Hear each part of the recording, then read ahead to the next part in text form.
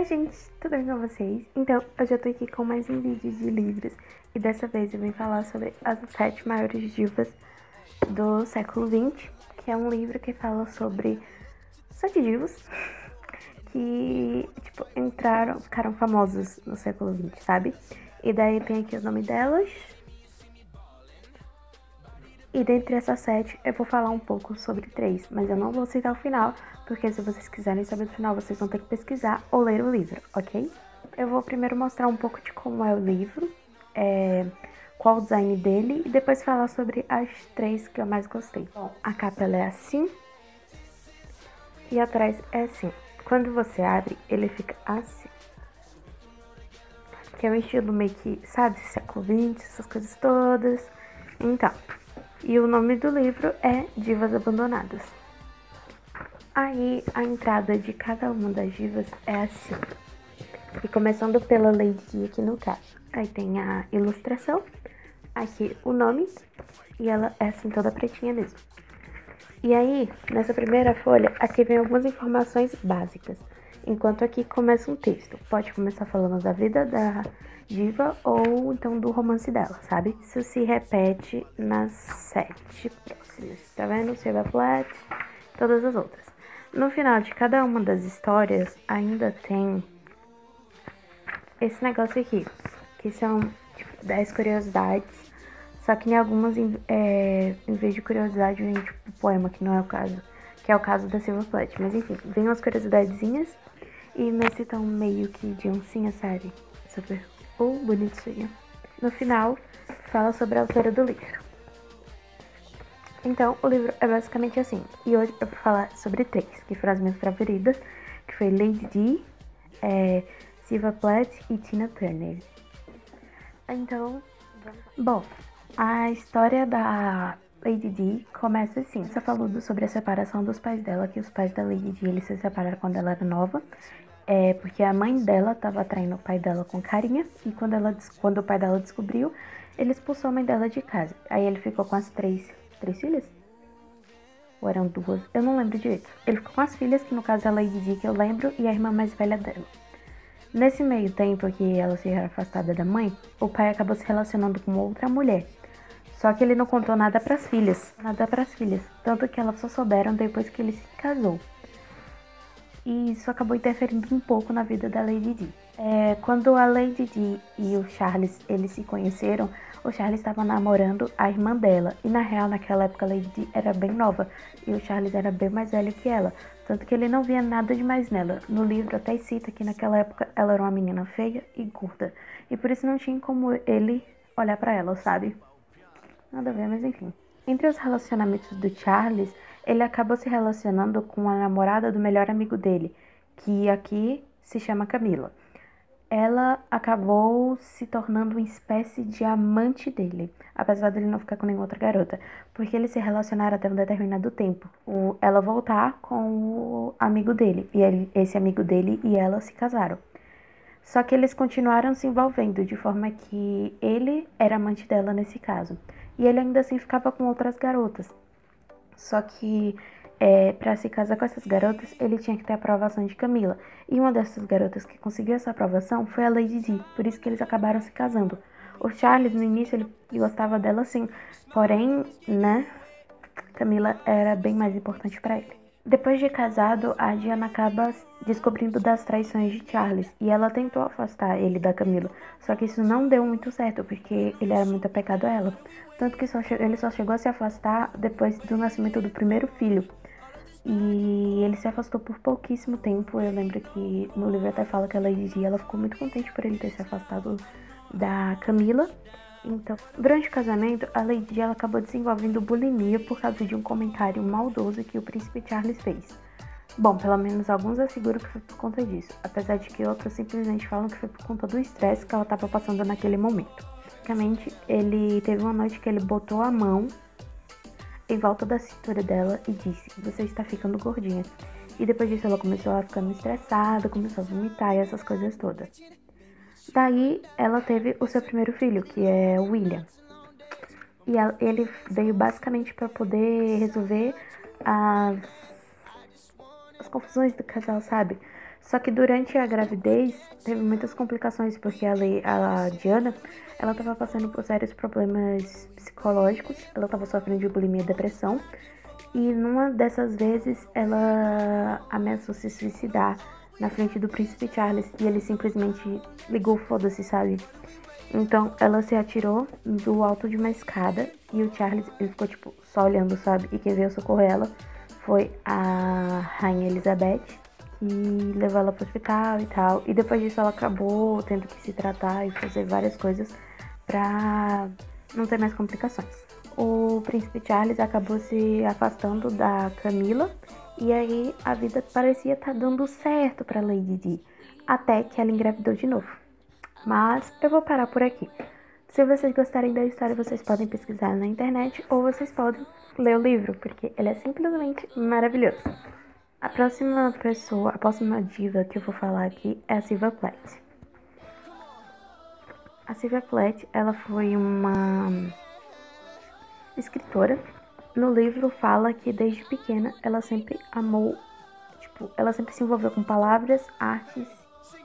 Bom, o motivo da Sylvia Plath, ela sempre, desde a infância, ela sempre amou muitos livros, muitas palavras, que no livro fala que na infância dela, a mãe dela, ela recortava palavrinhas de revistas e espalhava no chão da sala para ela poder treinar a fonética.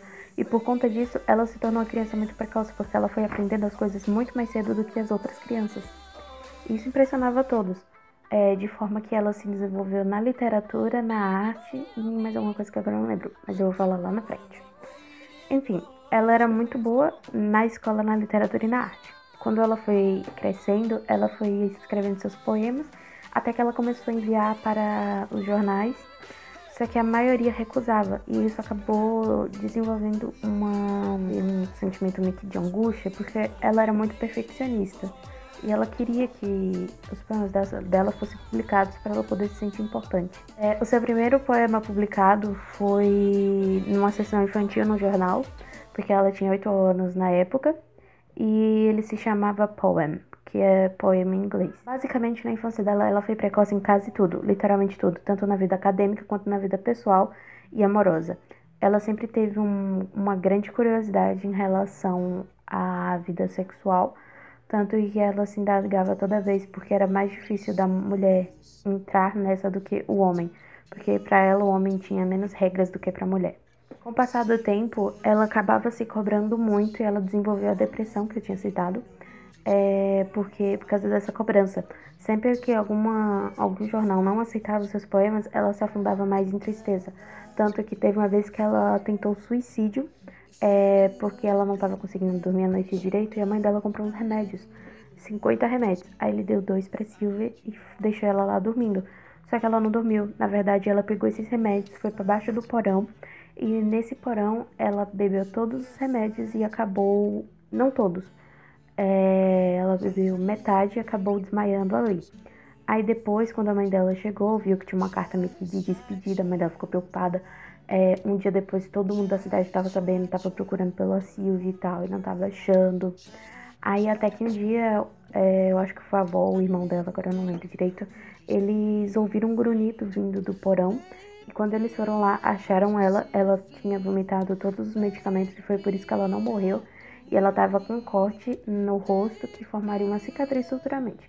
Mas esse corte foi por conta dela ter batido em alguma coisa antes de desmaiar.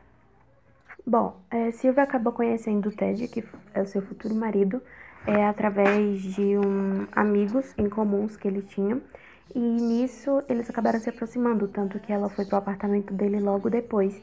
E eles acabaram se envolvendo, mas Ted naquela época ele não estava disposto a perder Silvia porque ele achava ela uma mulher fascinante e ele escreveu diversas cartas para ela. Quando ela voltou pro lugar lá que ele tava, que eu esqueci o nome agora, mas enfim. Quando ela voltou pra lá, ela foi direto pro apartamento dele. 3 semanas depois, a Silvia pediu o Ted em casamento. Sim, gente, ela pediu, não foi ele. Enfim, se você quiser saber o resto da história, compre o livro ou pesquise na internet. E por último, a última história é da Tina Turner. Bom, o nome da Tina Turner, na real, é Anna May.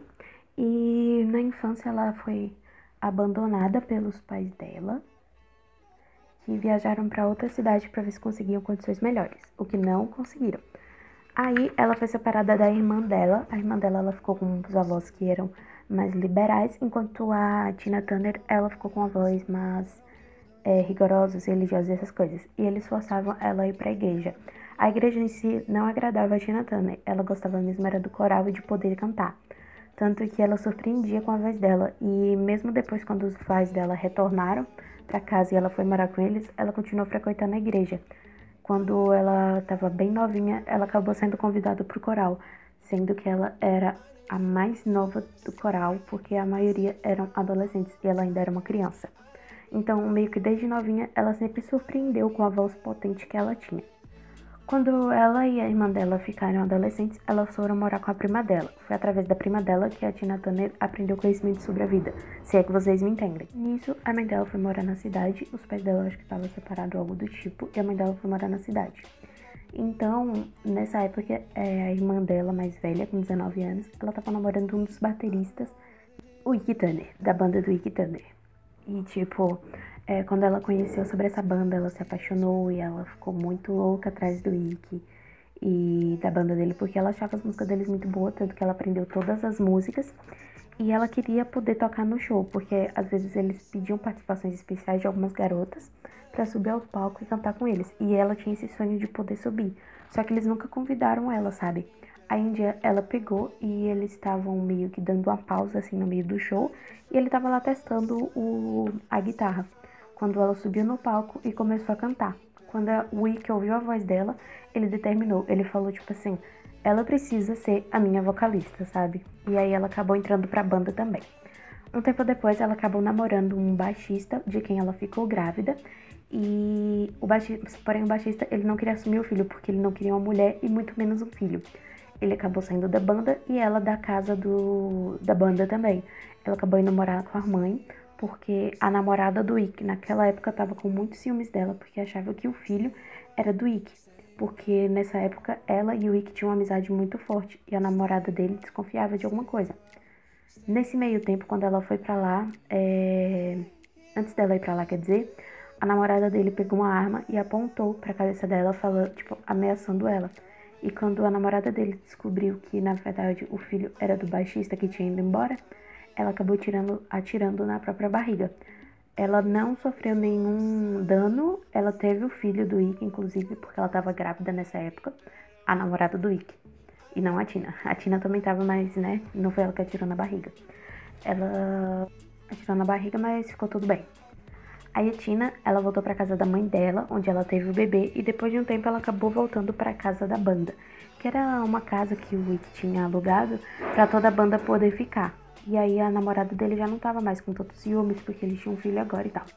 Só que o Ike, no livro, fala que ele não gostava de mulheres que já engravidaram, sabe? E aí ele acabou terminando com a Lohane, que era a namorada dele. E ele começou a dar em cima da Tina Turner. Só que ela tava meio tipo, por que você tá dando em cima de mim? Só que a ideia, ela, ao mesmo tempo, muito atraente pra ela. Tanto que ela acabou aceitando e se relacionou com ele. Nesse meio tempo, ela acabou grávida, enquanto ele ainda tava namorando a menina. Quer dizer, eles não terminaram, né? Ela virou amante dele praticamente. E ela ficou grávida. Aí ele ficou, tipo, putaço da vida, sabe? Começou a xingar e tal, e maltratar ela. E só que aí ele continuou se relacionando com ela. Tanto que agora ela realmente precisou esconder a barriga pra não receber ameaças da namorada do Ike. Porque agora o filho que ela tava esperando era realmente do Ike.